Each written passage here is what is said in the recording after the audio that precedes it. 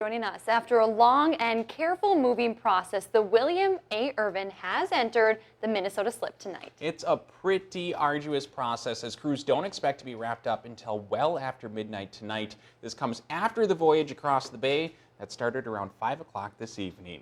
CBS 3's Jenna Wells is out at the Slip tonight awaiting her big arrival. Jenna, what does it look like out there now?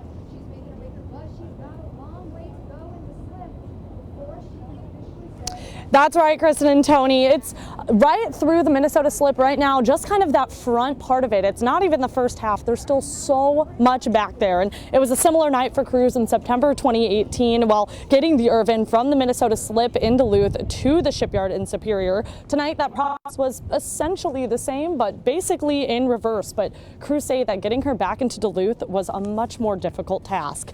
The ship does not operate on its own, so crews are using several different pieces of equipment like tugboats to steadily guide her through through the Minnesota Slip, which is so narrow that it only allowed 7 inches of space on each side of the vessel. The 611-foot ship was only able to move 1 foot every 4 seconds, and it's still going at that pace. Officials say the ship almost operates like a sailboat, so the wind must be less than 5 miles an hour for that reason. And because of that, the Irvin left Superior several hours later than it was supposed to this afternoon. That was around 5:15, but that didn't stop several residents from coming out to see the historic ship make her way back. Onlookers tell me the William A. Irvin is a staple in the area.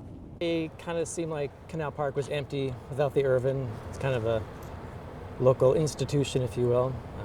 So it's kind of neat to see it come back to Duluth from Superior. And just to see the men here working and what it takes to get it into there. That's the biggest thing, I guess. Because it's small. What's small?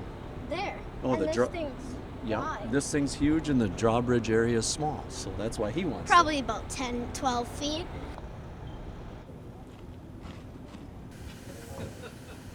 Officials say the repairs done on this vessel are not visible to the public. That includes fixing some of the corrosion on the rivets and hull. Sediment was also cleared from the Minnesota Slip while the Irvin was gone. Officials say there's more repairs to come now that the ship is home, including a fresh coat of paint that will be reapplied this winter. So like I said, it's only about halfway out from that slip. There's still a long way to go, though.